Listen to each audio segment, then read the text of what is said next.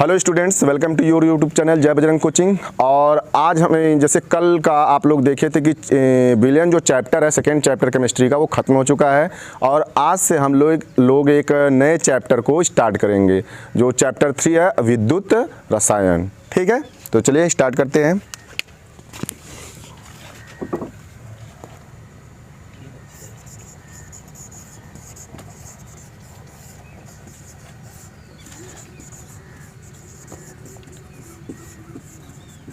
विद्युत रसायन।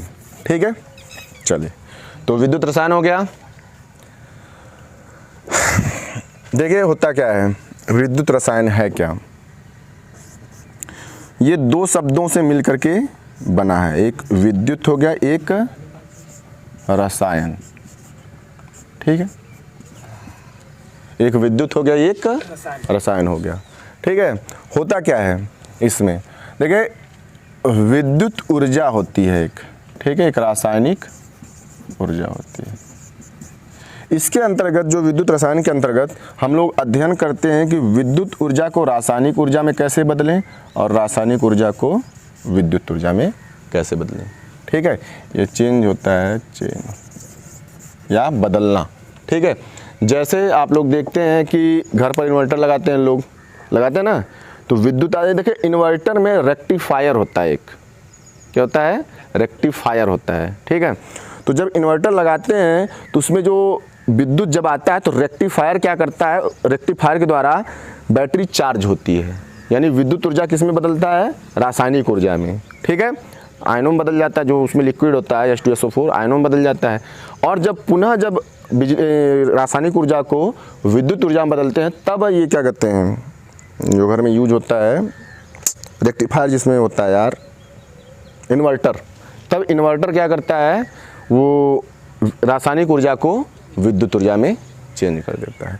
यही चीज़ यहाँ पर है, इसी चीज़ का हम लोग अध्ययन करेंगे। ठीक है, सेल देखिए, इसके अंतर्गत सबसे पहले हम लोग सेल पढ़ेंगे।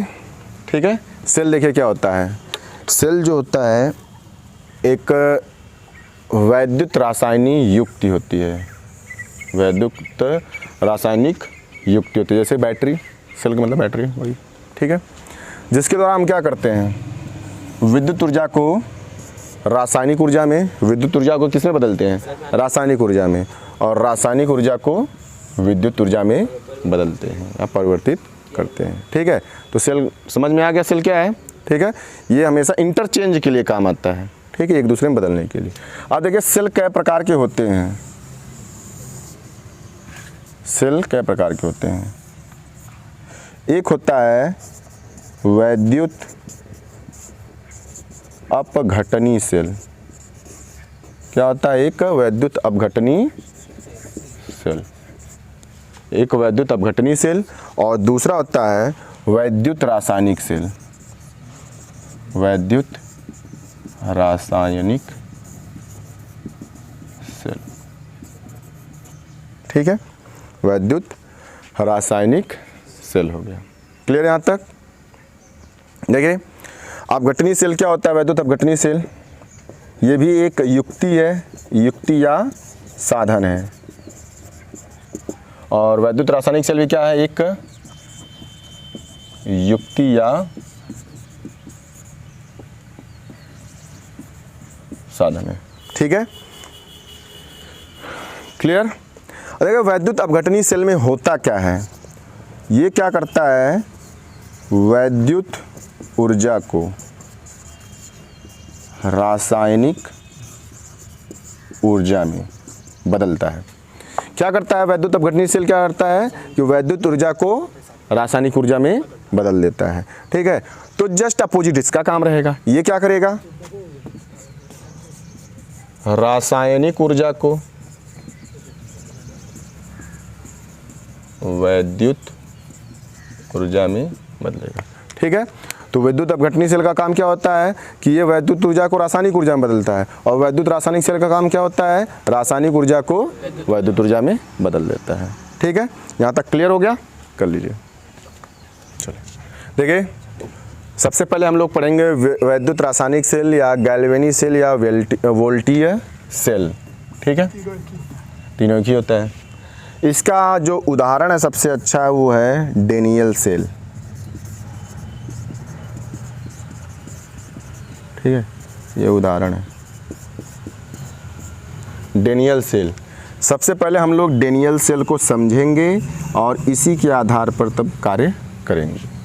ठीक है, बस इतना जानिएगा वैद्युत रासायनिक सेल और वैद्युत अपघटनी सेल एकदम जस्ट अपोजिट होते हैं।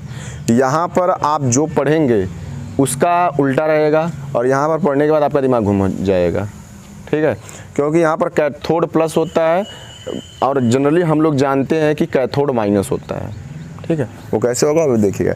सबसे पहले आप लोग थोड़ा सा ये जान लीजिए, ऑक्सीकरण अपचयन, ऑक्सीकरण और अपचयन। ठीक है, ऑक्सीकरण अपचयन क्या होता है, कौन बताएगा?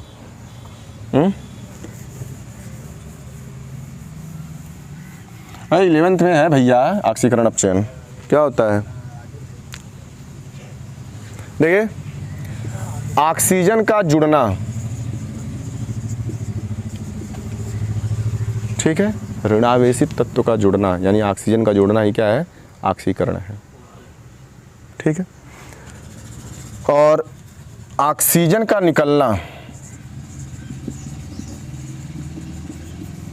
क्या है, ये अपचयन होता है। ठीक है, ऑक्सीजन का निकलना अपचयन होता है। और ऋणावेशित चीज जुड़ रही है तो धनावेशित चीज क्या होगी, घटना या निकलना।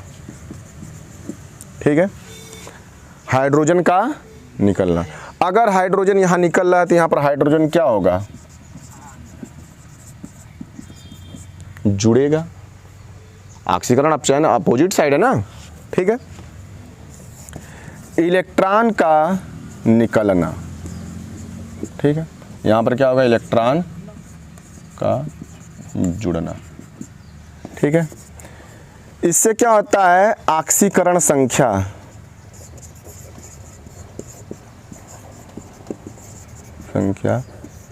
बढ़ती है। ऑक्सीकरण संख्या क्या होता है, बढ़ती है। ऑक्सीडेशन नंबर ये बढ़ जाता है। और यहाँ पर क्या होता है, ऑक्सीडेशन नंबर जो है वो क्या होता है, कम हो जाता है। ठीक है, ऑक्सीडेशन नंबर।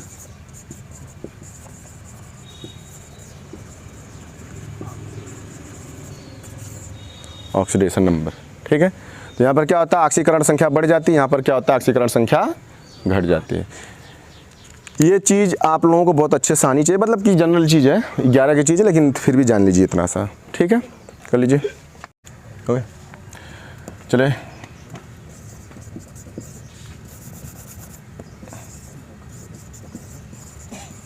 इलेक्ट्रोड। इलेक्ट्रोड देखिए होता क्या है, पहले इलेक्ट्रोड समझ लीजिए। इलेक्ट्रोड होता क्या है, इलेक्ट्रोड लगता है बहुत कठिन शब्द है, लेकिन ऐसा कुछ होता नहीं है। बस एक ही काम करिए, इलेक्ट्रोड माने होता क्या है, एक कोई विलयन ले लीजिए किसी धातु का। ठीक है, उसी की क्षण को उसमें डुबो दीजिए। जैसे मान लीजिए ये जेडियन है, यानी जेडियन की क्षण हो गया। ठीक है, जेडियन की क्षण हो गई और उसी का विलयन है, जेडियन SO4 हो गया। ठीक है, तो ये क्या हो जाएगा, जेडियन का इलेक्ट्रोड हो गया। ठीक है, यानी जो क्षण है, जिस धातु का क्षण है, उसी धातु के विलयन में अगर डुबोया गया है तो वो इलेक्ट्रोड है। बस यही चीज़ होती है। ठीक है, अब इसके बाद क्या होगा, अब क्रिया होगी, अगर क्रियाशील ज़्यादा रहेगा तो इलेक्ट्रॉन ले लेगा, धनायन छोड़ देगा। अगर क्रियाशील कम होगा तो धनायन ऑब्जर्व करेगा, इलेक्ट्रॉन छोड़ेगा। ठीक है, यही क्रिया होती है। तो इलेक्ट्रोड कर लीजिए। इलेक्ट्रोड क्या, देखिए, तो इलेक्ट्रोड क्या होता है, जिसका इलेक्ट्रोड बनाना होता है उसकी क्षण को, ठीक है, उसके विलयन में डुबोते हैं। जैसे अब मान लीजिए जेडियन का बताएं, तो जेडियन की क्षण को जेडियन के विलयन में डुबो दिए तो क्या हो जाए, जेडियन का यानी जिंक का इलेक्ट्रोड हो गया। ठीक है, कर लीजिए। देखिए डेनियल सेल, डेनियल सेल में क्या होता है, एक 2 इलेक्ट्रोड होते हैं। एक इलेक्ट्रोड जो होता है जिंक का होता है, दूसरा इलेक्ट्रोड क्या होता है, कापर का होता है। ठीक है, अब देखिए होता क्या, एक चीज़ कॉमन चीज़ जान लीजिए। जिंक जो है, जब विद्युत रासायनिक श्रेणी इसी चैप्टर में पढ़ाऊंगा तो बताऊंगा, आप लोग देखेंगे उसमें कि जेडियन यानी जिंक जो होता है ज़्यादा क्रियाशील होता है।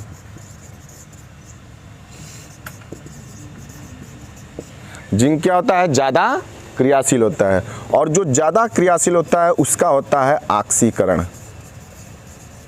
उसका क्या होता है, ऑक्सीकरण होता है। और जो ये कॉपर है ये कम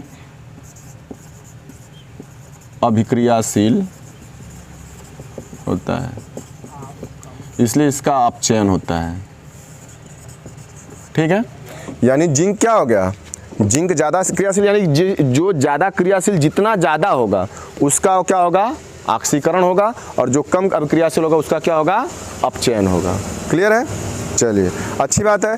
इसको करने से पहले एक कॉन्सेप्ट आप लोग जान जाइए, उससे क्या होगा, आपको आसानी हो जाएगी। वो कॉन्सेप्ट है आपका लोन कॉन्सेप्ट। लोन कॉन्सेप्ट, ठीक है।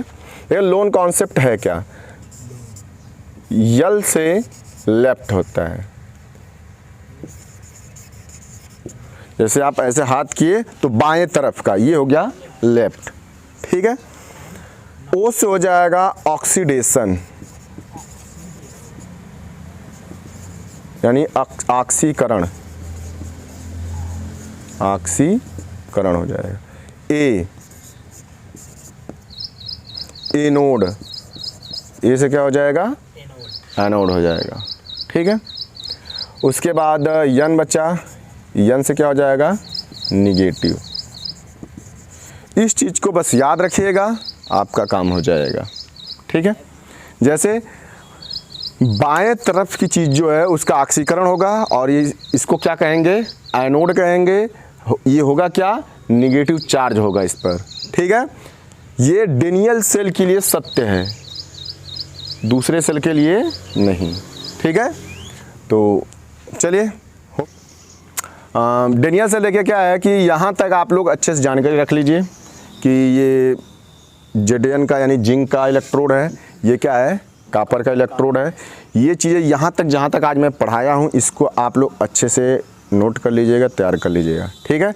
और उसके बाद क्या है कि डेनियल सेल को आप लोगों को बहुत अच्छे से पढ़ना है। अगर डेनियल सेल आया तो चैप्टर आएगा, डेनियल सेल नहीं आया तो चैप्टर को भूल जाइए, फिर उसके बाद रटना स्टार्ट करिएगा, ठीक है। तो इसको अच्छे से तैयार कर लीजिएगा। यहाँ तक बस करते हैं, और अगर आप लोगों को वीडियो पसंद आई हो तो लाइक करिए, शेयर करिए और सब्सक्राइब करिए चैनल को, ठीक है। थैंक्स।